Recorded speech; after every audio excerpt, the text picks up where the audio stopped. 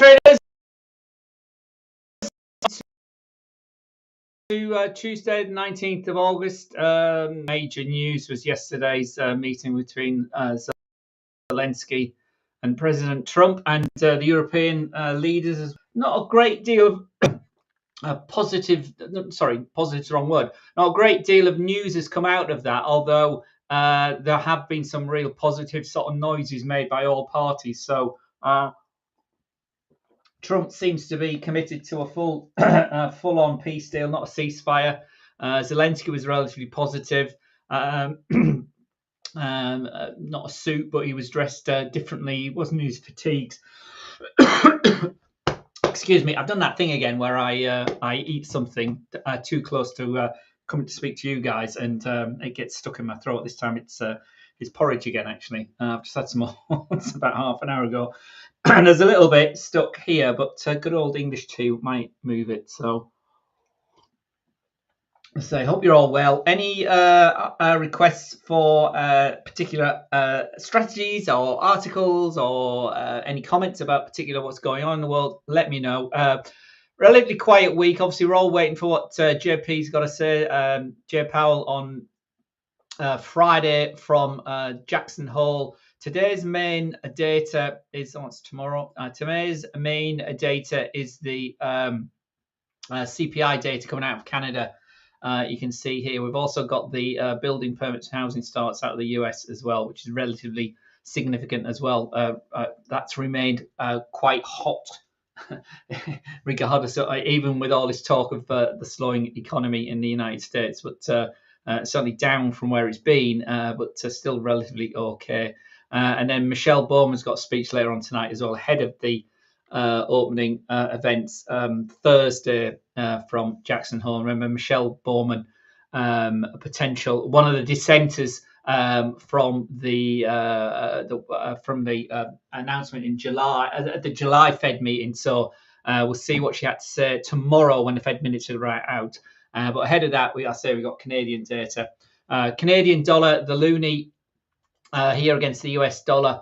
The US dollar holding up from last Thursday's big ramp up. So you can see here on the daily time frame, the 20-day moving average providing our support. We're still ramping higher, and we've held that big leap we had on Thursday last week. Couldn't go any higher. We've struggled to move higher, but we are holding this key 138 level at the moment. But as I say, we are in August.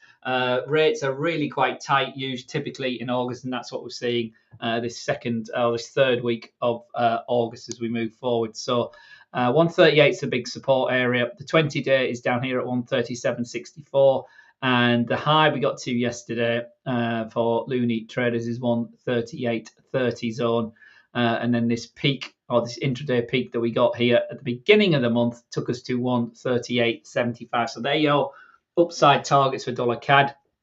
This is really sort of the combination, this move of both dollar CAD weakness and dollar strength here from last week, and then in difference in the forex market so far this week. So you can see that with the RSI here, relatively okay in the sort of positive half, but still, in a just above neutral zone at 59 there for the RSI. You can see the RSI, the MACD still positive, but really running out of steam here, sort of flattening out as well. So it's supported quite nicely here. If you've got long here on this initial break of the 20-day moving average, you might have got stopped out on the way back down if you've had your stop loss up too close. I certainly did. And then it's bounced off and moved up here on the 8th, and then this big move is on the 11th. So we are to the upside. Elsewhere, euro 116.80, pound 135.20, so holding those key levels, and yen 137.75. So euro 116.85, and again up days, down days, but holding above the 20-day moving average. So up day, down day, bigger down day than up day, a similar up day, not as big as the down day. Another down day as big as the up day. So it's all sort of sideways action. So just hang fire till there's some clear direction. Obviously, the geopolitics is swirling around. We had some sort of relatively positive news yesterday as well. Hamas talking about accepting a ceasefire proposal, a two-stage one, but Netanyahu saying he might not want that now. He wants, all hostages released all at once. But the humanitarian disaster that is Gaza continues to irk and continues to run across the news wire. So very, very sad situation there as well. But the sentiment is what I'm trying to get to. Around these geopolitical uncertainties seems to be improving, so we could see another lift. Ironically, stock markets have moved sideways and down. We were sideways yesterday, but Euro 116.80 still holding that key 20-day moving average, so still bid. We're up again today a tad. Similarly, so dollars remaining relatively on the back foot. Again, sterling holding this key 135 level. We are now 1, 2, 3, 4, 5 days above 135, but that big rally we had from the beginning of the month here to last Wednesday is rolling over. We can't get to 136 and we're down into 135. The big support at 20-day moving average at 134.56, so just above the psychological 134.50 area if this 135-day area holds. You can see here, so again, it's fives and zeros. I talk about that all the time. This break is more significant than the last break. So we were only up for 3 days and then we broke under it. Here was quite a strong one here back in June. It was best part of 2 weeks over 135. But again, we couldn't, as we went to 138, this time we got to, the second time here, we couldn't get to 136 that time. And this time, again, we haven't gone to 136. So the lows are sort of getting low, but 136 is still an upside target for this leg up. So we've had a leg down, a retrace, a further leg down, creating a new lower lows and lower highs. And we've turned around here for the first 2 weeks of August. Higher highs, higher lows, and then we've topped out shy of 136 into this third week of August. So 135 still holding. So again, that's still relatively a bit. So the story, as you can see, dollar remains relatively pressured. Kiwi, Rukina, hello, my friend. Anything you want to have a look at, any particular asset? I'll talk about, and we do analysis on anything that we got on our platform. So let me know the time frames you trade. These are my default settings on the daily time frame with moving averages on my chart here. If you don't trade that way, it's fine. But if you want some help, let me know. But thank you for being here. So say sterling 135.20 at the moment. Kiwi in focus because we've got an expected rate cut tomorrow. This is Tuesday. Tomorrow from the RBNZ. Tomorrow night or overnight here in Europe, on my time, 2:00 GMT tomorrow, a 25 basis point cut, bringing rates back down to 3% in New Zealand. So again, at 4.5%, the US still looks at the top of that pile and looking more so. So pressure continuing to build on Mr. Powell, and again, really, really important what he says and how it's reported and how he frames what he says again on Friday markets. Looking forward to that, as they do every August. And it gets a lot of what I remember one year it had a very, very significant move. But we'll see if that's going to be the case this August on Friday. So watch that one on Friday. But yeah, RBNZ tomorrow. So Kiwi again holding up on that. We are holding .59 but we can't break over .60 so far. In August, we have touched under 159 here at the beginning of the month with as low as 58.56, but again tracking high, but again not as strong as sterling or euro here, the Kiwi. So Kiwi moving down, couldn't hold the 20-day moving average break here last week, and again a reversal here as the dollar picked up on last Thursday, but we haven't moved any lower, so it's tagged a bit. But expectations, there could be something in the statement from the RBNZ tomorrow that adds to downward pressure, or this continued downward pressure here. You can see how the highs are getting lower, The lows are getting lower, and we've got this flat base at 0.59, another big round number. So we'll be looking for the breach of this tomorrow if we're going to go lower. If we're going to go higher, we need to break 0.5945. If we're going to go low, really, we need to break this 0.59. But certainly a low of the week from last week would be significant as well. So 59.07, 59.10 to the downside, and we could have another move below 0.59. But again, not much directional indicator from the oscillators here. The MACD signal line sort of crossing over each other, and RSI relatively negative under 50, and we're currently trading at 46, so relatively negative to the downside on the daily time frame. Let's just put the Canadian dollar back on. Let's go down to the 5-minute time frame, see how we react to the data. I've put the calendar back on. We go back to today, and we'll have a look at CPI. So headline 2.7% last time. Similar sort of readings expected this time. It could be, if it breaches the 3% level, that'll raise some eyebrows. Month on month, 0.3 of 1% for the headline, and 0.4 of 1% for the key core number as well. So core CPI, anything over 3% will be a bit of a head scratcher. Core expected to jump up, and this headline also expected to jump up on a monthly basis for July when the data drops now. So let's just update. I'm going to lose all my settings, isn't it, when you update this calendar? Oh, this calendar drives me mad. Tuesday, let's have a look. Here we are. Canadian common CPI. It's actually better than expected, so it's cooled. And that's quite a good reading as well. So again, we've got this flip. Remember, markets have been worried about the services inflation in all the developed OECD countries, the developed markets getting sort of hanging around, being this stickiness. But that's again a sort of disinflationary reading out of Canada. So the commons come in at 2.6 from an expected 2.7. Importantly, though, the cores come in much better than expected, or not as spiky as it was expected. And the headline is coming at 2.6 from 2.7, so it's gone down rather than to the upside. 1.7 for the trims, and the month-on-month 3 in line at 0.3 of 1%, median 3.1%, and the trimmed is coming at 3%. So overall, they get Canada does these 3 readings. So we have the trim, the median, and the headline. You see the headlines are much lower than the other 2. So we round about that 2.6% for the core. So it's sort of in line with.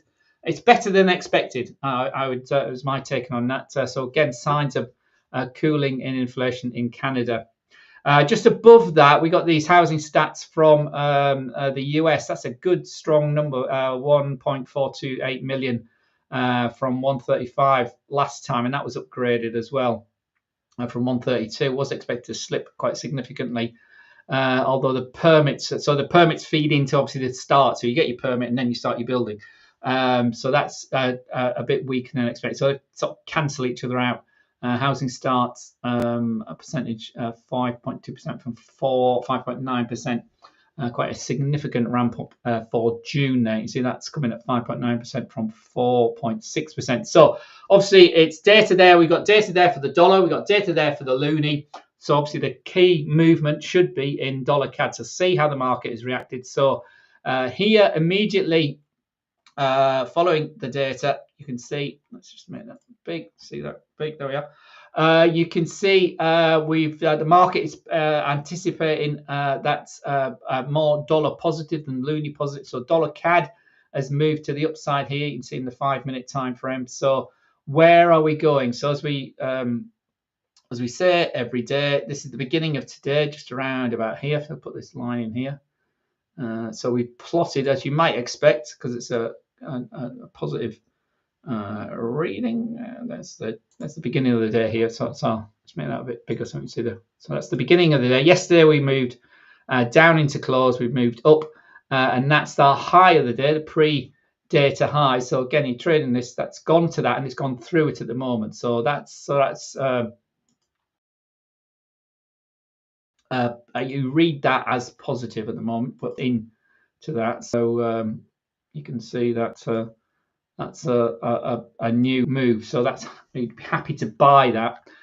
We've been moving here. We've been moving down here, so we've been short here, short, taken out on that retrace there. Looked like we were going to go long, immediately short again, and then the low of the day was plotted here. So that's our low of the day, 138.05. So we haven't got back to 138. 138 is providing our support, so we'd be happy to buy this as it's burst through, creating a new high of the day. So we'd have got in at 138.22 there. But again, if you've only got a standard account, trading the news isn't allowed. So you just, you wait for the data to drop. So there's the beginning of the no trading, and there's the 32. So 28 to 32, there's 4 minutes. So the data's come out here. Here on the 2 minute, you see we're chopping low, moved higher. We've moved higher, so we moved higher. So you would have bought here at 138.26. You can see if you'd got a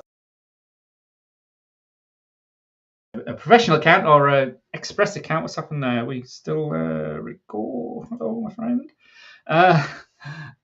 You would have bought it here because this is we know we create a new high of the day. Somebody said, well, it's a high of the day, so it might retrace. Well, it might retrace, but it doesn't matter.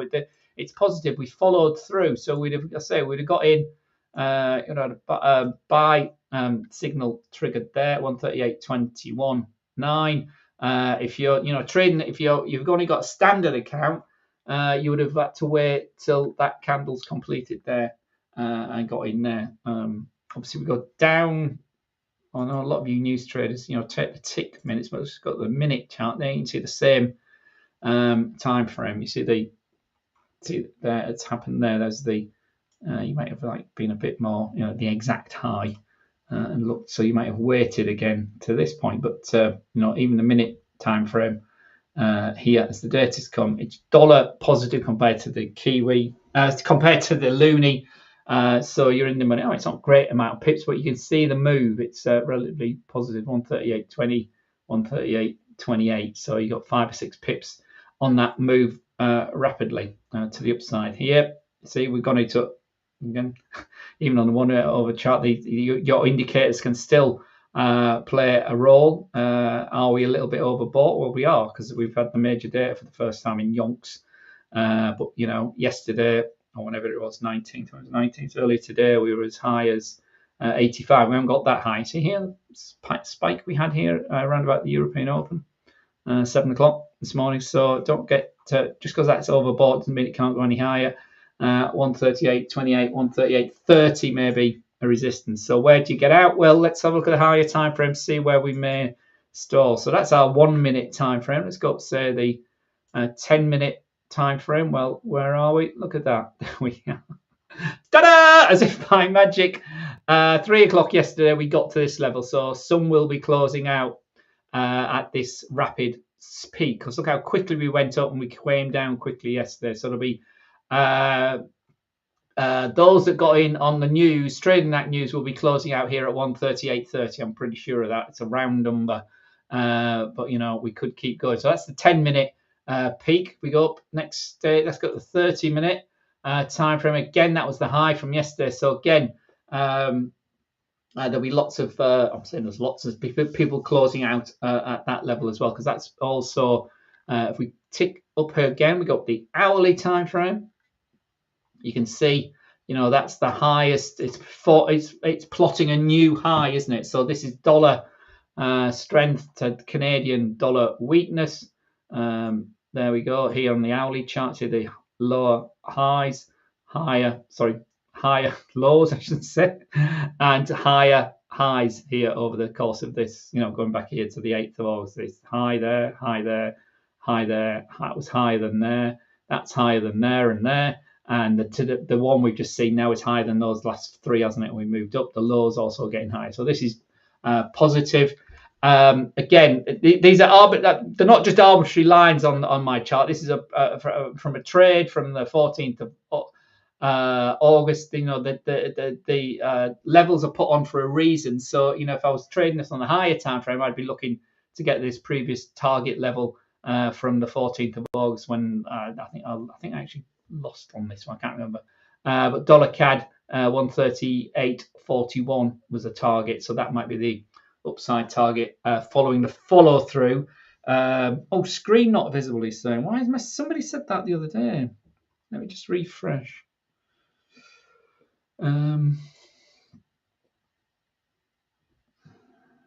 Why is my screen not visible? Rakinga, is that better now? 135. Sorry, that was 5 minutes ago. I don't know if you're still here. Is that better now? I did actually see it glitch, but this is not good enough. This happened yesterday as well. Let me close some of these things down that I've got running. Maybe those might help. Rakinga. Anyway, if you've missed that last 5 minutes of the screen, let me just go back. I was looking at the higher time frame. So we saw the minute time frame sort of ratcheting high, and we're nicely in the money, aren't we? There, that was that high from early, so we'd got in there, and that's after the 4 minute time frame. If you'd you had a pro account, you might have got in on the first or second completed minute here, because it's positive. It could have retraced. It hasn't so far. It's rallied as we were saying. Probably profit taking. Only bluish wallpaper. Oh no! Let me just refresh this as well. See, I can see it here, so it's being transmitted from my end. What if we get rid of me? We just transmit the screen. There we are. Is that any better? I have to take off design. Just take that off for a minute. Rakinda, as you're here, I'd obviously want to make sure you can see what I'm talking about. Only got a blue screen. That's not good enough. Let me just check my connections are all cooked up. So let me just. I'm just going round to check everything's connected all right, and it's fine. It looks all good around here. So whether it's my internet or not from here. Now it's visible. Okay. So you can see the screen. You can't see me now, which is probably beneficial anyway. But yeah, what I was saying is that's the minute chart, Rakinda. Let me just zoom that in. And you can see, how we're topping out at that round number, that 138.30 zone. So we have been a bit higher. We've been to 138.32, but the 138 area was a 138.30 area. If we got to the hourly chart, you can see it was sorry, wasn't what I meant to do the 15 minute, because that was the other area we'd got to.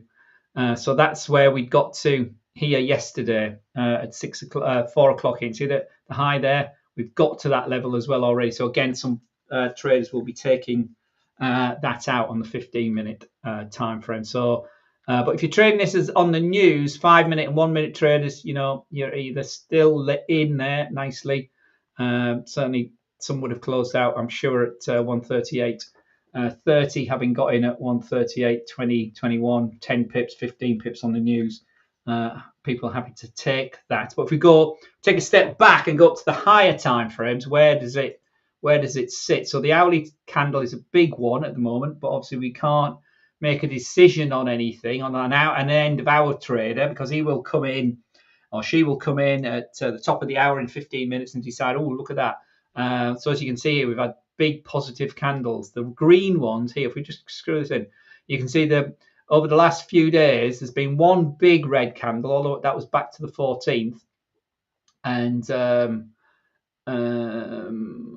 when we went long, wasn't it, on the end of the 14th? So anyway, a big negative candle here. Last big negative candle was here on the 14th at 3 o'clock around data time.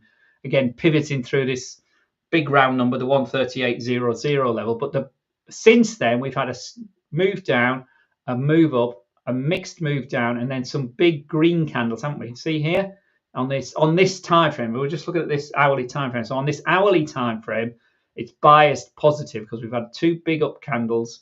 We're holding these key averages. So the 50-hour, the green line here at the bottom, the green 50-hour moving average has held and held again. Then we had another big candle this morning, and then we're getting a big candle here on that combined positive US data, negative Canadian data. So we're moving to the upside. So unsurprisingly, we plotted a new recent high at 138. And so my trade that went long here on the end of the 14th, I was looking for this 138.40 level, might now come into play a few days later. And that's what happens with markets. Things don't happen reactively. Okay.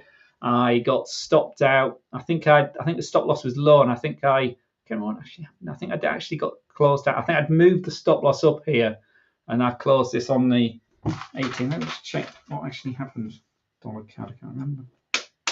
I've got a minus 15 on the 12th in my little book here. Obviously, it's handwritten, so I can't trust it that much. And dollar CAD, pound CAD. I've got another dollar CAD one. Anyway. If you're hanging around for the 140, expect some profit taken at the 130s, but we're still positive. 138.32. So that combination of relatively better building permits and housing starts from the United States, along with a cooler overall inflation reading from Canada, has lifted. No, that's probably obviously the main driver. Is the lifting of the weakening of the dollar. Can you actually see the calendar as well now? Or was it just the charts that were having a problem? I'd appreciate that if you don't mind. And see if it.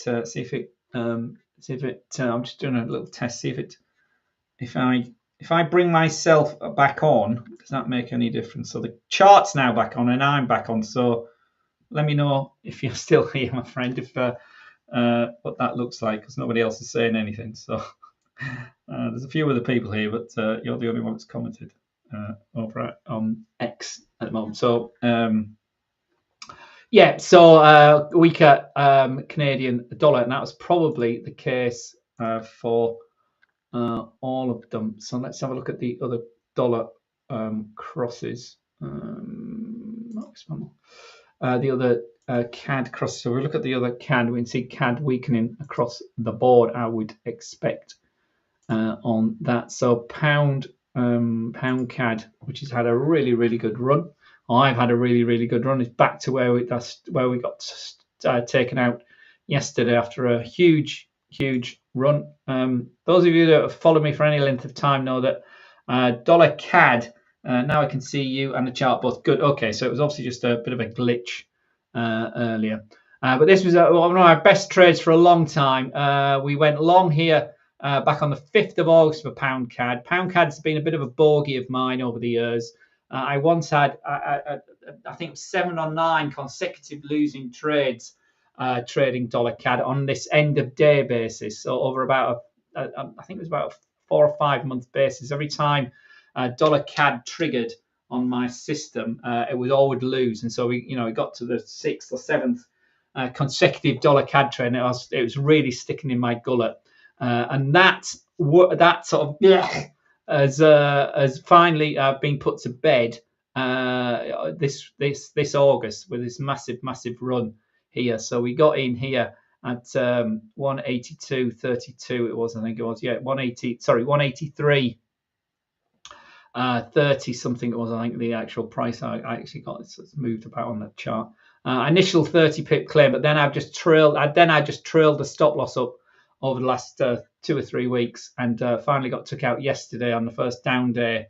In look at that, the first down day we've had in 1, 2, 3, 4, 5, 6, 7, 8, 9, 10, 11. So it's had 11 consecutive positive closes, pound CAD. And we took out, I'm happy to say I took out 1, 2, 3, 4, 5, 6, 7, 8, 9 of those 11 days we were long and just charged it up. So a great example of how positive trend following can be when it obviously goes in your direction. Big winner there. Pound CAD last week we'd taken us. What was pound CAD? I think it was only about 30 pips, so 15 pips, half of it. And then the other half we closed yesterday for a gain of 370. So half of that was 178.9 pips as we closed out yesterday. And that still isn't over because the 20 days across the 50-day. We're still above the 9-period moving average. So technically, again, that's when I got in. But technically, this strategy we're looking at now, the crossing EMA strategy, would have actually got long here on the 7th. Excuse me.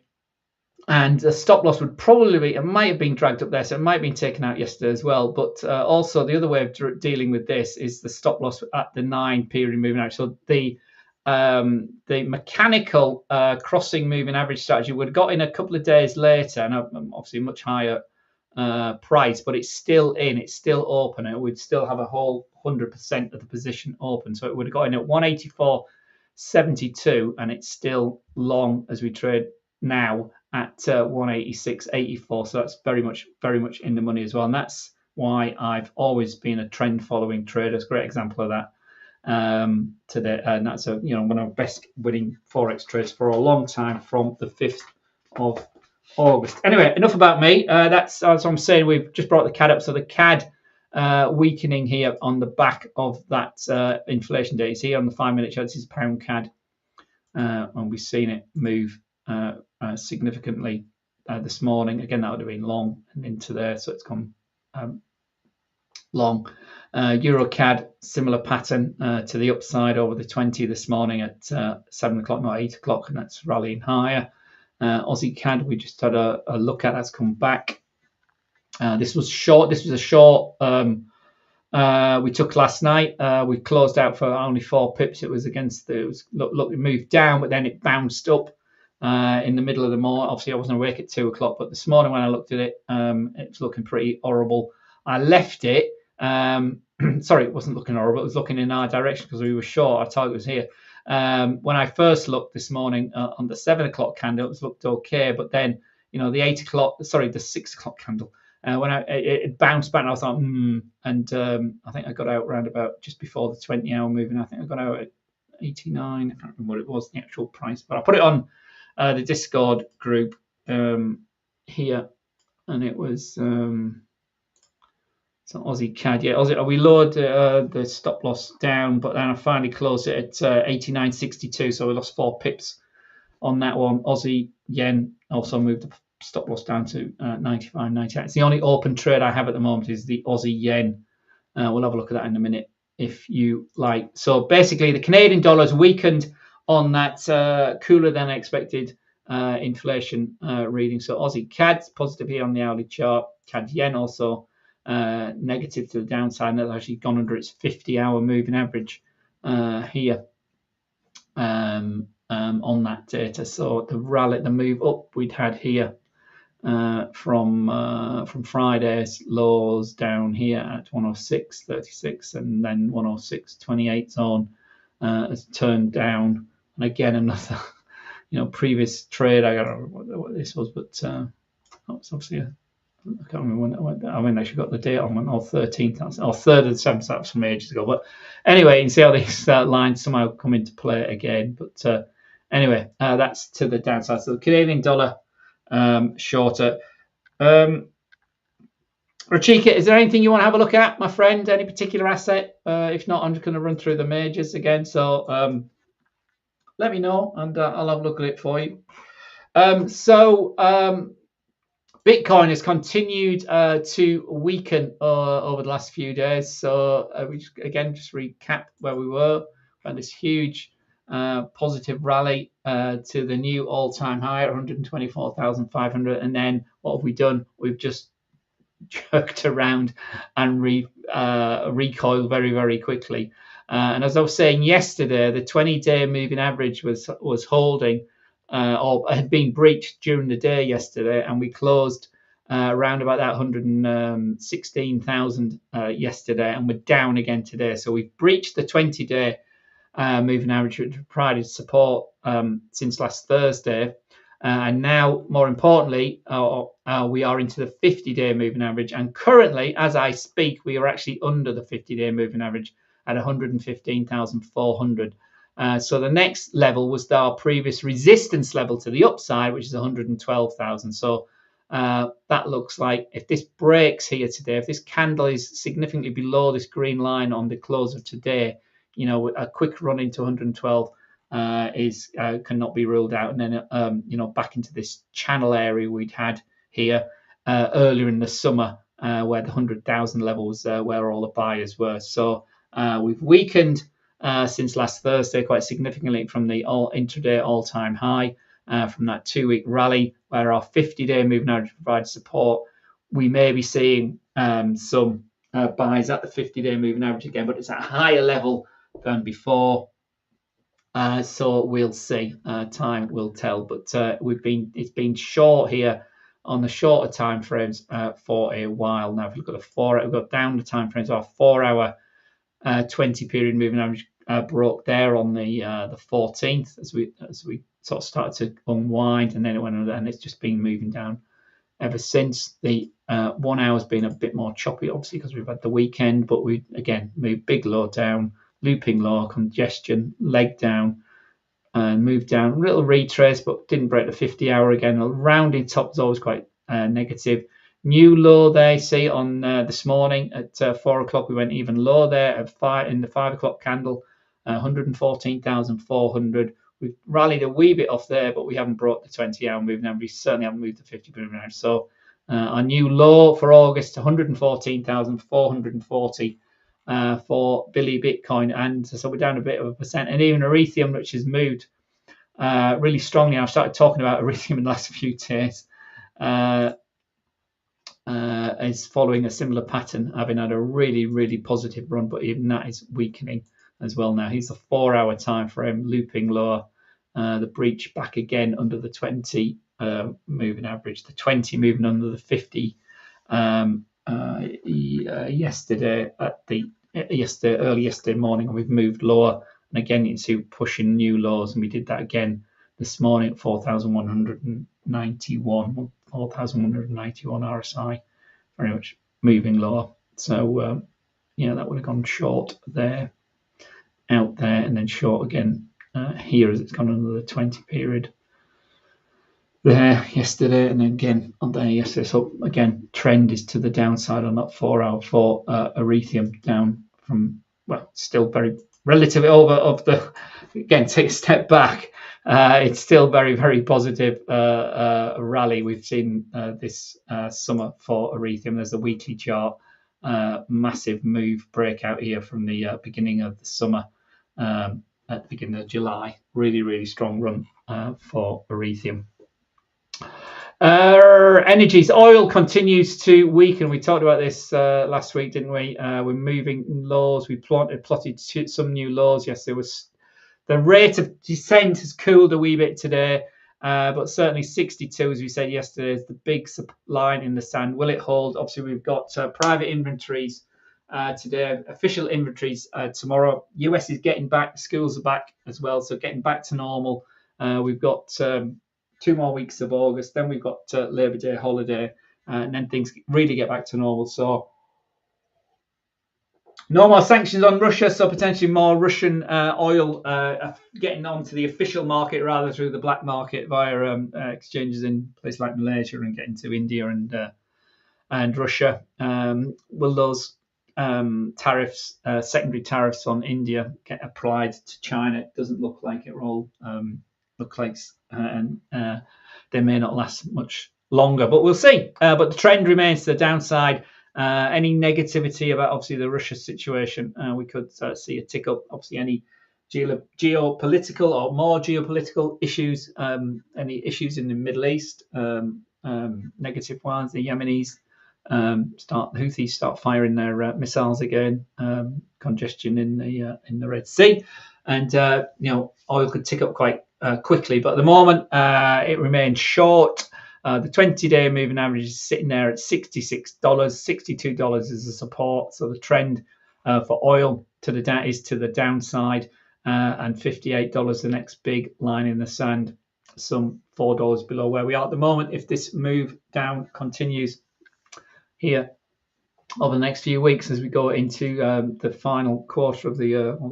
So that's the weekly chart you can see at the moment there, guys, on oil. If we come back to today, it's been we had a lift this morning or yesterday over 63.50, didn't hold, and we're back down, I say, under the key 63 level, with 62 being the support zone here. You can see here, that's that yellow line there. For oil, so that continues to be the downside if the story continues to be positive between Russia, the US, and Ukraine. Stock markets were completely flat yesterday. I didn't even make a note of where we closed yesterday. It was we were down 0.63 of 1%. I did make a note. I can't help myself.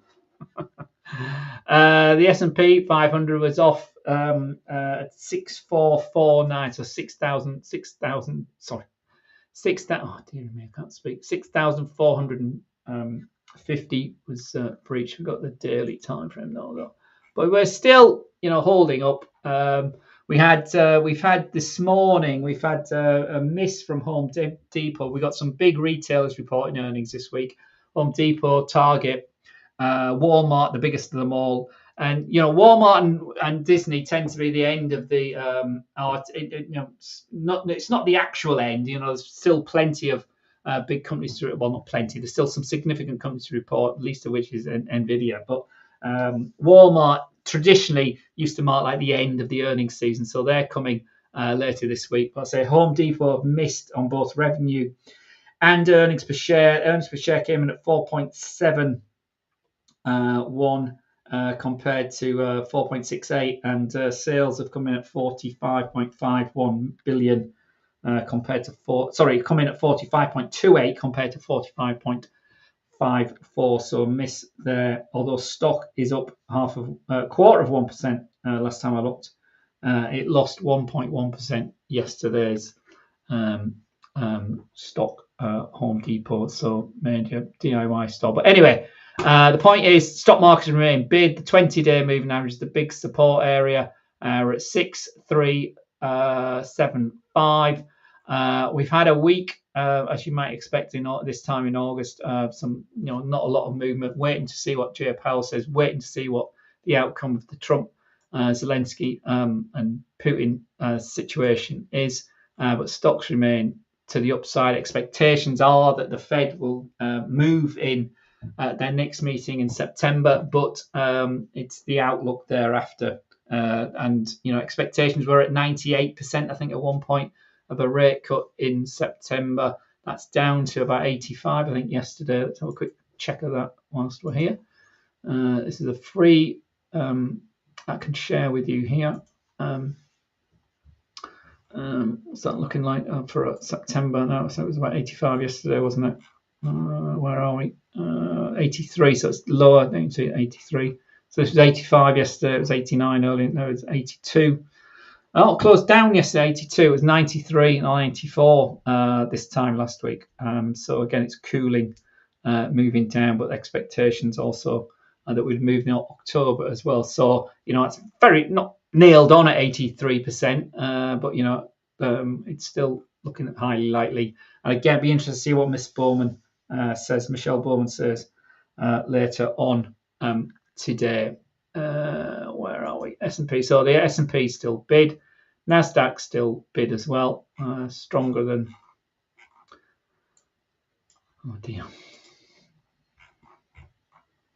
The Dow, so the supports there at 23,400, 50-day 22,800, and Dow US 30 also holding up and having an up day today from the all-time intraday highs we had on Friday at 45,000 and 200 points. So stocks still holding at highs as the earnings season comes to an end. They've been better than expected and exceeding many analysts' expectations. So it's really the crunch third quarter when the tariff issue starts to bite. But again, some relatively positive news this morning. There was this talk about Intel trying to compete with Nvidia and AMD.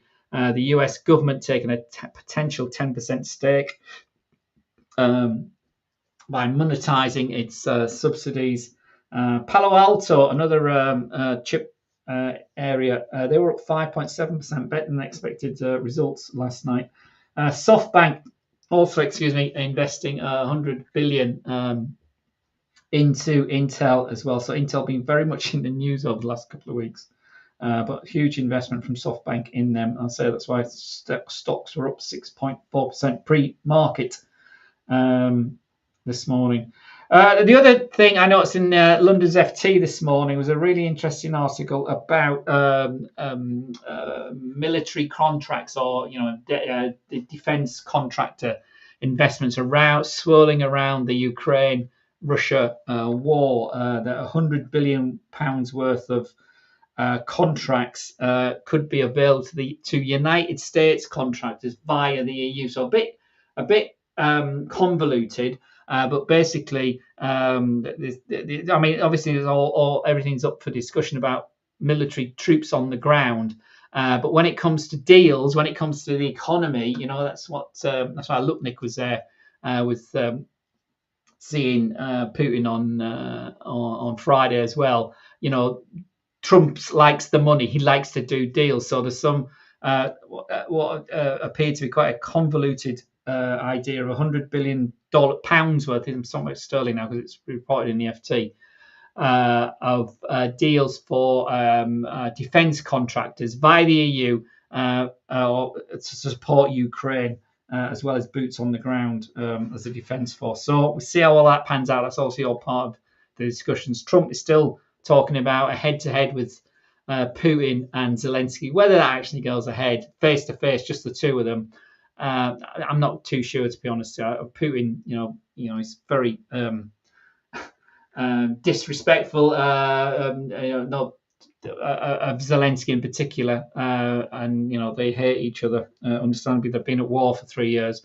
Zelensky's country was invaded by Putin, but whether they actually sit face to face around a table, I mean, eventually it will have to come, but just the two of them, we'll see. But that's Trump's next card he's been playing since yesterday, and then a tripartite where Trump is there as well. So we'll see. Really wants that peace prize, doesn't he? Anyway.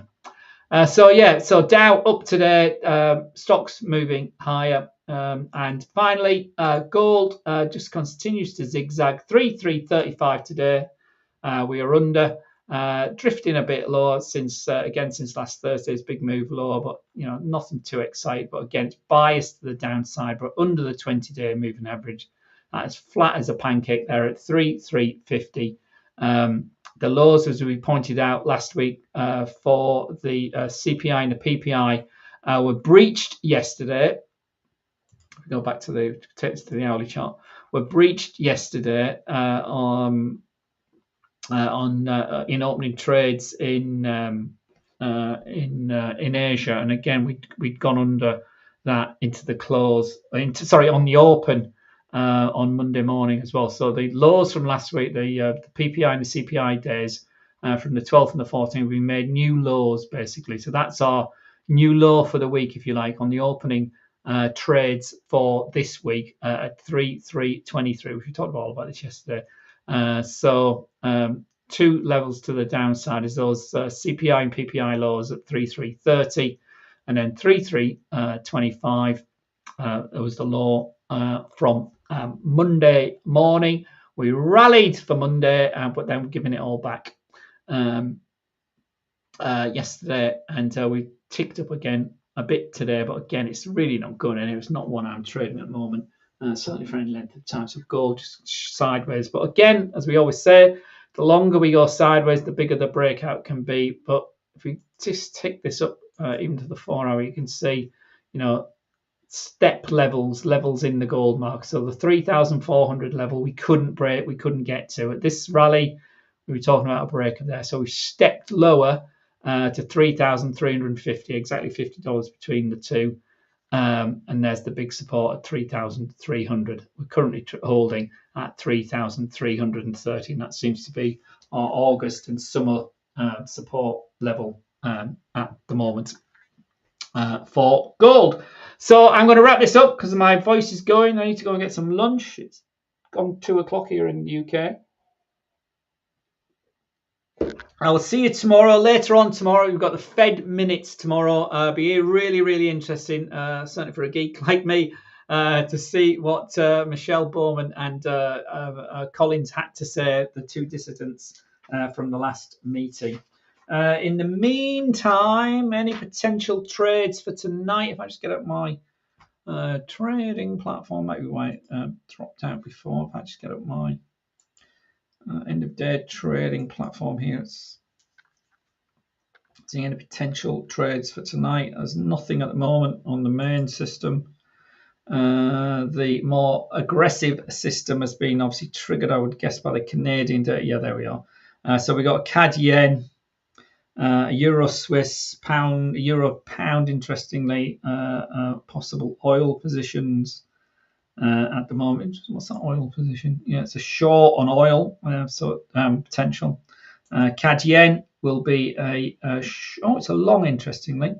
Long CAD yen. Oh, it's very narrow. The stop loss is too sharp. It's not going to happen. Euro Swiss, another one that's not too exciting. That was long. It was long on the 15th on Friday. It's now looking to be short. Euro Swiss tonight. We'll see how that pans out. Pound, Euro Swiss, and also Euro pound. Looks like that's going long again. So mixed data for around the euro. But, rallied from 86.20. We're at 86.44 at the moment. Euro pound. So that's looking a bit more positive or possible. But let's see how we close out euro.